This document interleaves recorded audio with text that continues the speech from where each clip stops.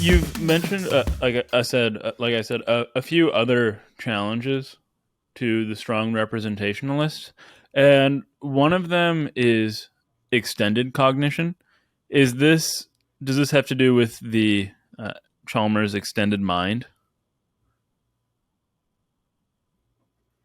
Well, yes. So extended cognition theorists think that the mind extends beyond the borders of the organism, that it extends out into the world. So, for example, the classic example that Chalmers and Clark use in their famous extended mind paper is a patient. I think he's called Otto, who has Alzheimer's disease and has to consult everything that he needs. He's written it in a notebook and has to consult the notebook to answer questions about, for example, where MoMA is in New York City. Mm-hmm. Compare a normal subject, Inga, just consults her memory to remember where MoMA is.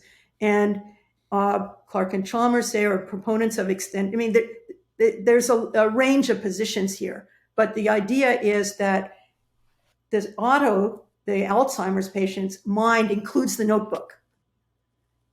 So the mind includes his brain and his central nervous system, and also certain parts of the external world. What parts exactly? Well, parts that are the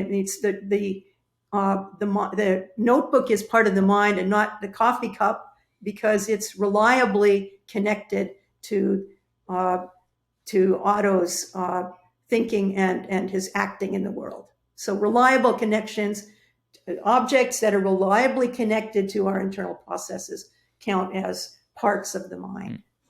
And the idea then is that So the point. So an interesting implication. I hadn't really thought about this too much, but then the contents of Otto's notebook would count not as public representations, although they might be for Inga, because she can take the notebook and read it. But for Otto, they're going to be mental representations, because they're part of his mind, even though they're outside his brain.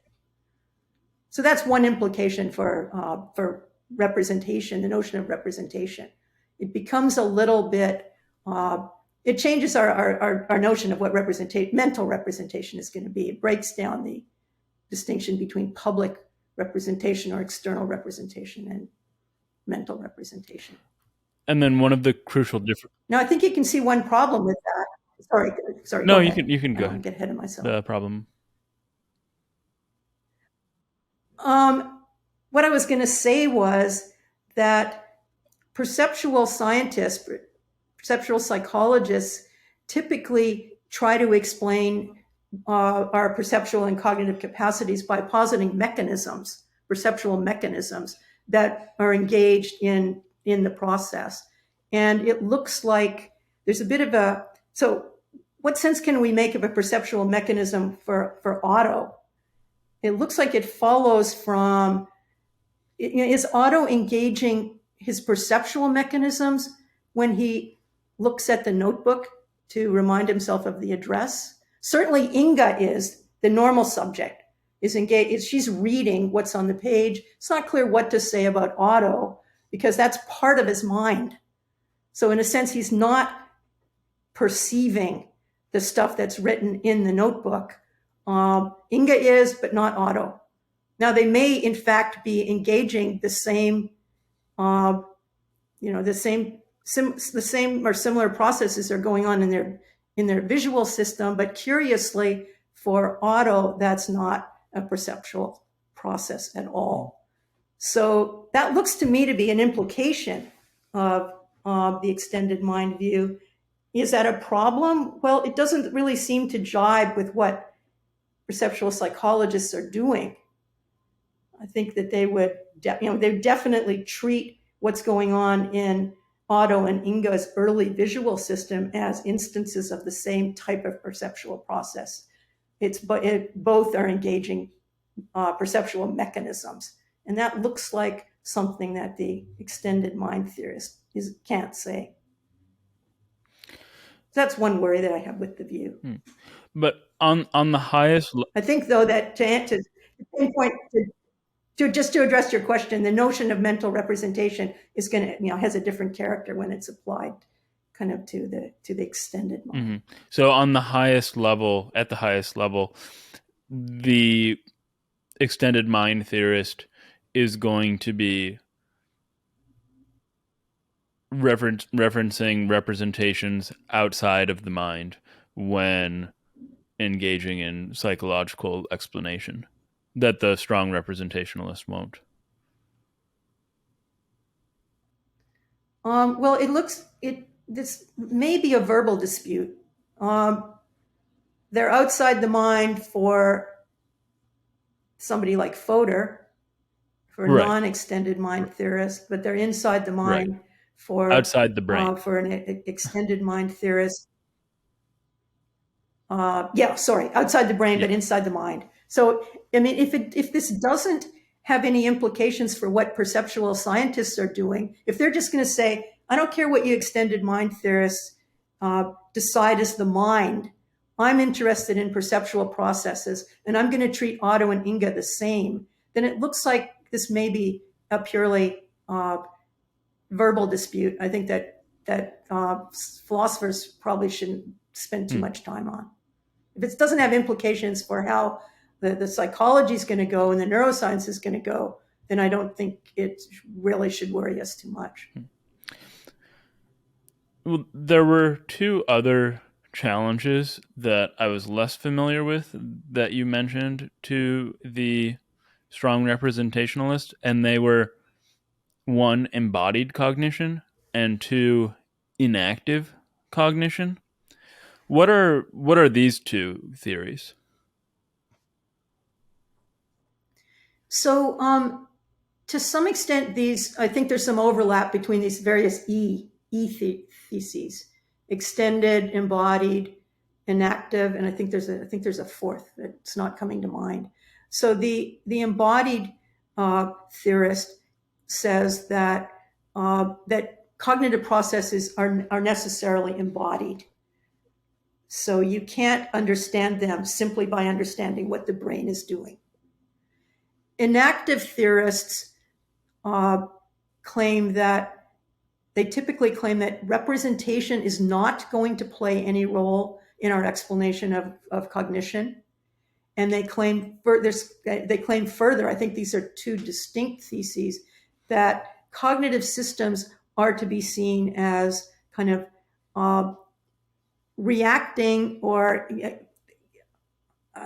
the terminology sort of escapes me for the moment, but that the processes should not be decomposed into, that the system should be treated as a whole, as a non-decomposable unit that, is made up of parts of the environment and parts of, relevant parts of the environment and the brain and the central nervous system. But the strategy for understanding cognitive processes should not be to try to decompose them into components that don't cross the organism environment line.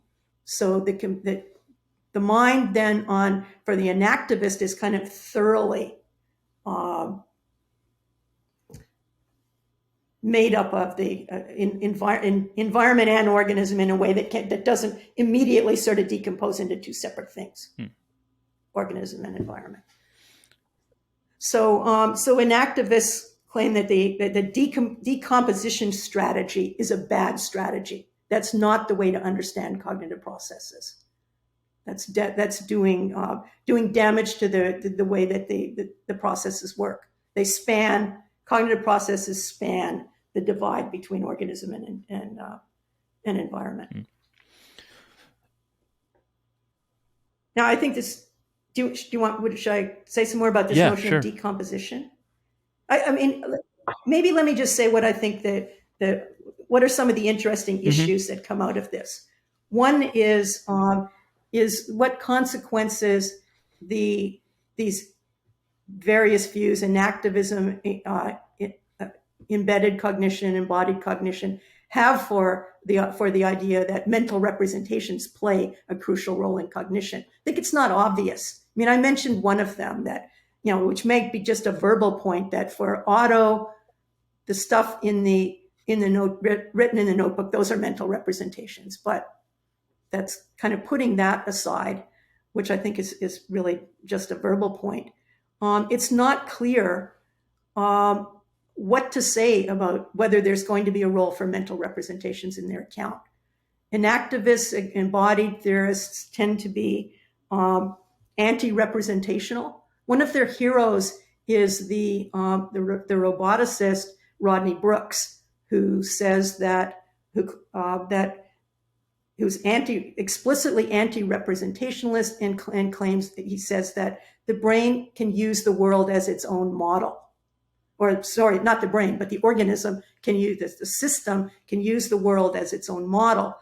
That sounds interesting, but something we should think first about that is how does the organism use the world as its own model? What is the process going to look like? And so I think it's not at all clear that these various models are not going to end up positing representations. Now, of course, I would understand any representations that are posited in my deflationary framework, that the content is going to be determined by various pragmatic considerations. So I think it's not obvious.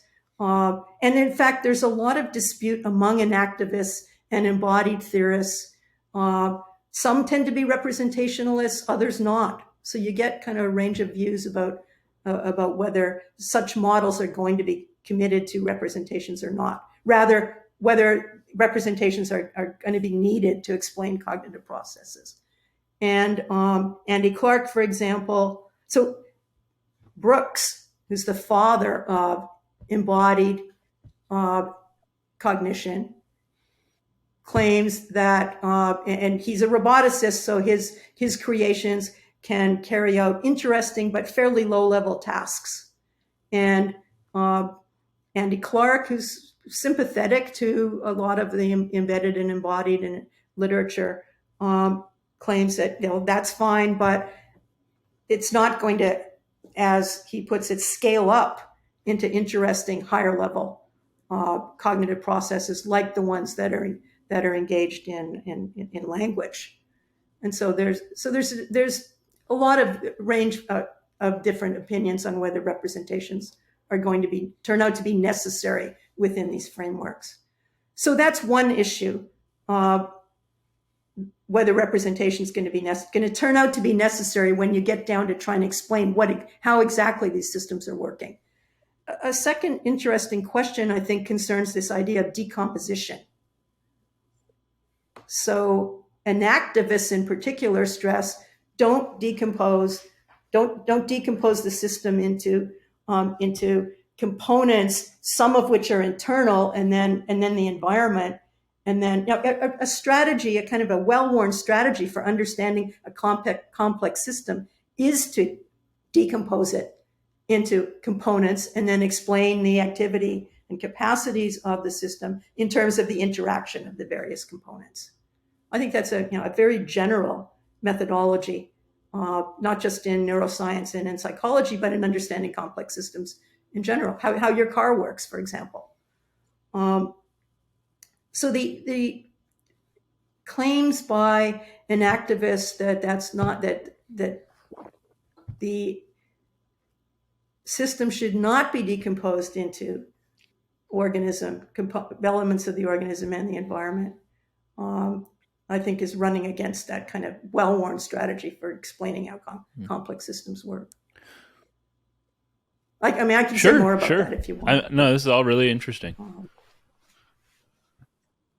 So John Hoagland in the early 90s wrote a couple of interesting papers on the issue of decomposition, and he said that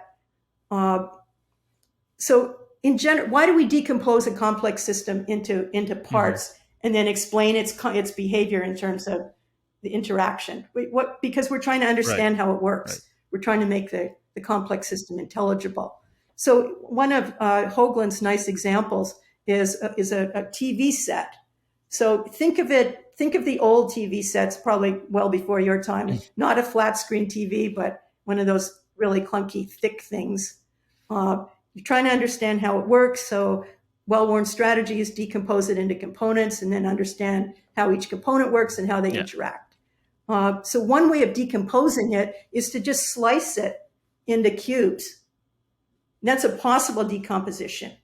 Just take a saw and slice it, into 1-inch cubes in each dimension, and then figure out how they go back together, how those components interact. Well, that's a pretty sketchy conception of a component. So a component is supposed to have some integrity.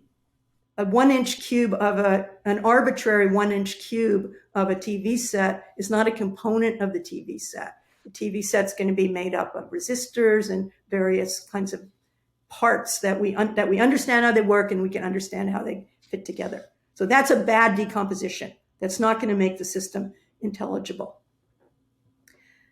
So what would be a good decomposition?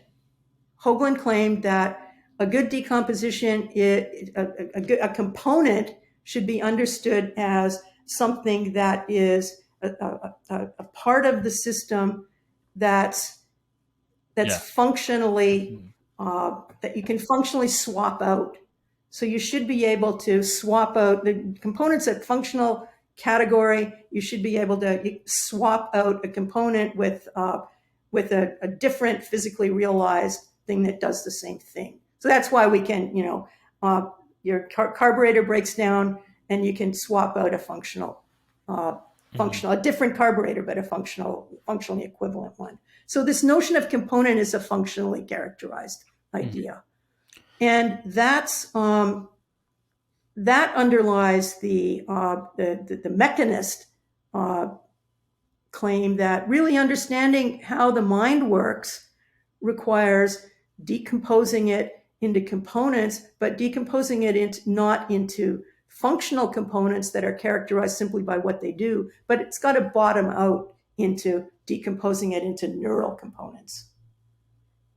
According to the mechanists, and they're running against, this is kind of a view that's opposed to inactivism and to old style functionalists in general, that you've got to bottom out in some account of brain mechanisms.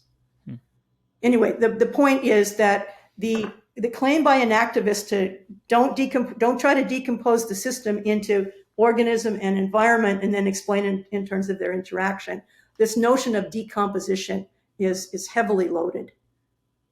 And there's all kinds of interesting issues with respect to that and how to understand cognition.